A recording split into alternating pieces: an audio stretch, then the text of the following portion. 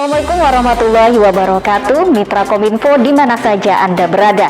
Di kesempatan kali ini kita berjumpa kembali di program Lensa Banjar Sepekan. Program ini merupakan rangkaian kegiatan pemerintah daerah Kabupaten Banjar, Provinsi Kalimantan Selatan dalam sepekan. Bersama saya Rifah Azhar, segera kami hadirkan informasi yang pertama.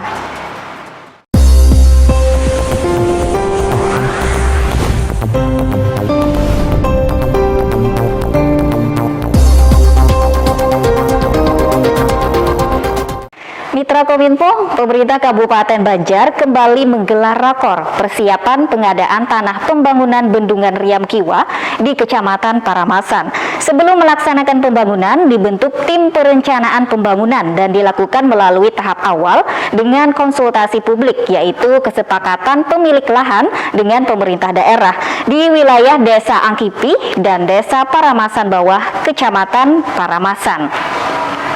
Pemerintah Kabupaten Banjar kembali menggelar rapat koordinasi persiapan pengadaan tanah pembangunan Bendung Riam Kiwa di Kecamatan Paramasan yang dipimpin Sekda Banjar Haji Muhammad Hilman di Mahligai Sultan Adam Martapura. Turut hadir Asisten Bidang Pemerintahan dan Keisra Haji Masruri, Kepala Balai Wilayah Sungai Kalimantan III Fikri Abdurrahman, unsur kepolisian, TNI, Kejaksaan, Kecamatan Paramasan, serta SKPD terkait. Haji Muhammad Hilman mengatakan rakor ini adalah sebagai persiapan pengadaan tanah pembangunan Bendungan Riam Kiwa di Kecamatan Paramasan. Sebelum melaksanakan pembangunan, dibentuk tim perencanaan pembangunan dan dilakukan melalui tahap awal 1, yakni dengan konsultasi publik, yaitu kesepakatan pemilik lahan dengan pemerintah daerah di wilayah Desa Angkipi dan Desa Paramasan Bawah, Kecamatan Paramasan. Sementara itu, Kepala Balai Sungai Wilayah Kalimantan III Fikri Abdurrahman menjelaskan, saat ini sudah memasuki persiapan sosialisasi terkait aturan pengadaan tanah. Pihaknya pun mendukung upaya pemerintah daerah dalam pengadaan tanah yang sesuai aturan, sehingga dapat terlaksana dengan baik.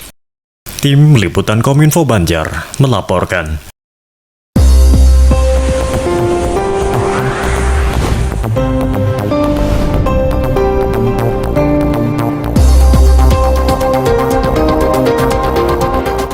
Mitra Kominfo, rapat paripurna DPRD Banjar digelar dengan agenda penyampaian Bupati Banjar terhadap Raperda Kabupaten Banjar tentang perubahan anggaran pendapatan dan belanja daerah APBD Banjar tahun 2021. Rapat dipimpin Ketua Haji Muhammad Rofiki, didampingi Wakil Ketua Ahmad Rizani Ansyari. Sementara eksekutif dihadiri Wakil Bupati Banjar Habib Idrus Al-Habsyi beserta SKPD dan Porkopimda Banjar. Rapat paripurna DPRD Kabupaten Banjar digelar dengan agenda penyampaian Bupati Banjar terhadap Raperda Kabupaten Banjar, yakni tentang perubahan anggaran pendapatan dan belanja daerah atau APBD Banjar tahun 2021 di lantai 2 ruang paripurna DPRD Banjar. Rapat dipimpin Ketua DPRD Banjar Haji Muhammad Rofiki didampingi Wakil Ketua Ahmad Rizani Ansyari. Sementara pihak eksekutif dihadiri Wakil Bupati Banjar Habib Idrus Al-Habsyi beserta SKPD dan Porkopimda Banjar. Dalam penyampaian Bupati Banjar terhadap Raperda tentang perubahan APBD Banjar tahun 2021 yang dibacakan Wakil Bupati Banjar menjelaskan, hal yang mendasari perubahan APBD disebabkan perkembangan yang tidak sesuai dengan asumsi kebijakan umum APBD sebelumnya. Hal ini dapat terjadi pelampauan atau tidak tercapainya proyeksi pendapatan daerah, alokasi belanja daerah, sumber dan penggunaan pembiayaan yang semula ditetapkan dalam kebijakan umum APBD atau KUA. Juga terdapat saldo anggaran lebih dari tahun sebelumnya yang harus digunakan dalam tahun berjalan. Raperda tentang perubahan APBD tahun anggaran 2021 yang diajukan ini merupakan perwujudan dari perubahan rencana kerja pemerintah daerah tahun 2021 yang dijabarkan dalam perubahan KUA serta perubahan prioritas dan plafon anggaran sementara yang telah disepakati antara pemerintah daerah dengan DPRD tanggal 16 Agustus 2021. Adapun perubahan APBD tahun 2021 ditandai dengan turunnya target pendapatan transfer prediksi penerimaan pembiayaan serta kewajiban untuk menyediakan belanja penanganan COVID-19. Pengurangan dana transfer dari pemerintah pusat yakni sekitar 22 miliar rupiah berdasarkan Peraturan Menteri Keuangan PMK/17.PMK07/2021. Pengurangan target penerimaan silpa tahun anggaran 2020 sekitar 74 miliar rupiah. Adapun kewajiban penyediaan dana penanganan COVID-19 sebesar 8% dari total dana DAU, yakni sekitar 52 miliar rupiah. Umar Fuad, Kominfo Banjar, melaporkan.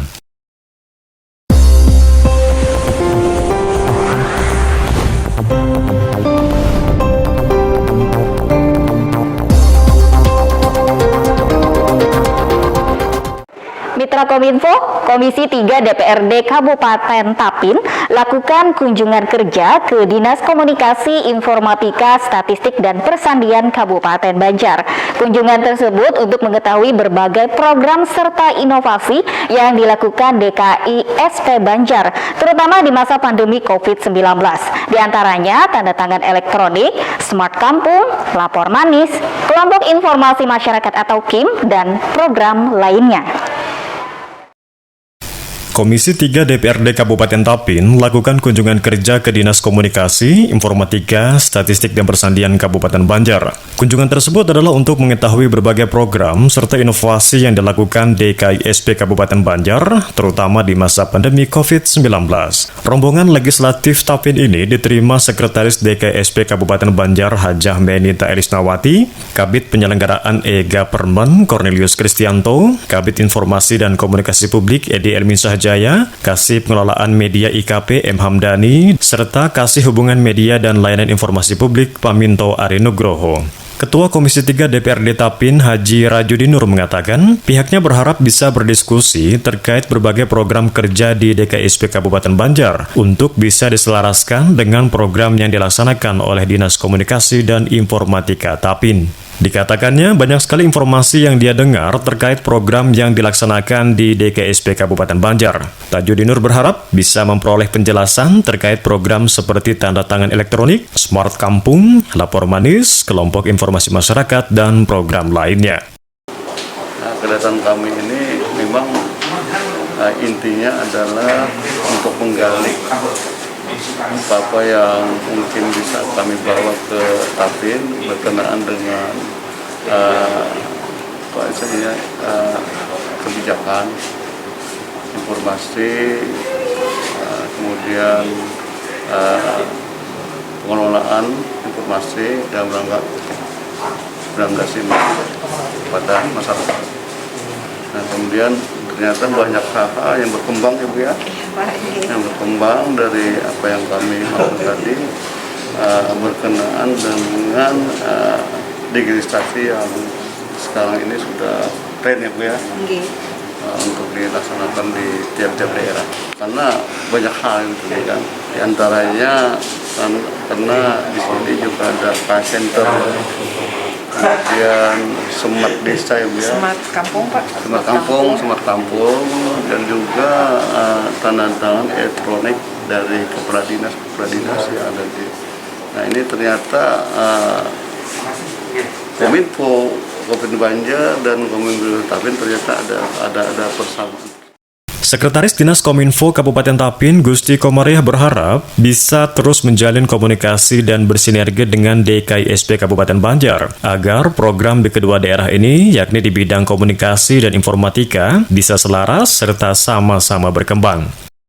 Alhamdulillah, mudah-mudahan dengan adanya kunjungan kerja ini, kedepannya kita mungkin saling berangkulan untuk dalam rangka percepatan pelaksanaan digital di kabupaten kami Pak, khususnya rujukan kami, tetangga kami Kabupaten Banjar mungkin selangkah lebih maju daripada kita tetangga sebelah. Sama aja. Sekretaris DKISP Kabupaten Banjar, Menita Elisnawati, yang mewakili Kepala DKISP Kabupaten Banjar, Haji Muhammad Aidil Basit, mengungkapkan rasa terima kasih atas kunjungan Komisi 3 DPRD Tapin dan Diskominfo Tapin. Elis berharap diskusi ini bisa membuahkan wawasan dan perkembangan ke arah kemajuan bagi daerah. Kami Dinas Kominfo, khususnya dinas kita ya, makasih banyak kita sudah dapat kunjungan, apalagi dari Bapak-Bapak Komisi 3 Tapin. Mungkin dengan adanya kunjungan beliau-beliau menambah peningkatan wawasan kita lebih lagi ke depannya. Kita mungkin Pak saling kunjung-mengunjung nantinya Pak, mungkin setelah pandemi. Sementara itu, Kabid EKP DKISP Kabupaten Banjar Edi Elmisah Jaya memberikan semangat kepada para pejuang informasi dari Diskominfo Tapin dan Diskominfo Banjar dalam meningkatkan sinergitas. Terima kasih kami sampaikan kepada Bapak dari Komisi 3 DPRD Tapin. Alhamdulillah Pak Ketua Komisi langsung yang hadir. Kita sebenarnya sangat apresiasi sekali. Jadi kita dikunjungi oleh DPRD mengenai bagaimana tata kelola informasi di Kabupaten Banjar. Tadi interaktif sekali, bukan hanya sebenarnya kita saling menimba ilmu. Jadi tidak ada yang memberikan, tetapi kita saling menerima, saling memberi dan saling menerima. Dan sekali lagi kami mengucapkan terima kasih. Mudah-mudahan ke depan kami bisa berkunjung ke Tapin, Mbak. Oke, dan Diskominfo juga, rekan-rekan pejuang informasi publik di Kabupaten Tapin dan Kabupaten Banjar bisa lebih sinergi lagi. Terima kasih. Kepala Bidang Penyelenggaraan E-Government Cornelius Kristianto menjelaskan, program Smart Kampung yang akan di-launching merupakan inisiatif dari Bupati Banjar Haji Saidi Mansur. Program ini untuk memberikan kemudahan bagi warga Kabupaten Banjar. Untuk Smart Kampung, Pak, ini sebetulnya inisiasi Bupati. Waktu kemarin ada pembekalan dari Kemendagri untuk Bupati dan Wakil Bupati terpilih pada periode ini. Jadi waktu itu best practice-nya adalah Kabupaten Banyuwangi. Jadi dari pagi sampai sore Bupati Banyuwangi memaparkan dari awal sampai sekarang keberhasilan beliau dalam mewujudkan, mereka tidak mau menyebut smart city tapi smart kampung, karena jika gagal dari keberhasilan kabupaten kota itu adalah mulai dari kampung atau dari desa. Di akhir sesi acara, diserahkan buku Saku COVID-19 berbahasa Banjar yang disusun oleh DKISP Kabupaten Banjar. Buku ini diserahkan Sekretaris DKISP Kabupaten Banjar Hajah Menita Elisnawati kepada Ketua Komisi 3 DPRD Tapin Haji Rajudin Nur. Lydia Inka Kominfo Banjar melaporkan.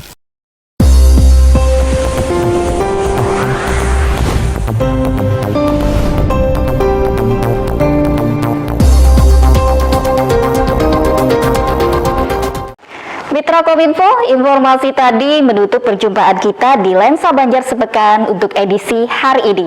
Kami ingatkan untuk selalu menerapkan 5M, memakai masker, menjaga jarak, mencuci tangan dengan sabun di air yang mengalir, menghindari kerumunan, dan mengurangi mobilitas. Mewakili kerabat kerja yang bertugas, saya Rifah Azhar mengucapkan terima kasih atas perhatian dan kebersamaan Anda. Wassalamualaikum warahmatullahi wabarakatuh. Sampai jumpa.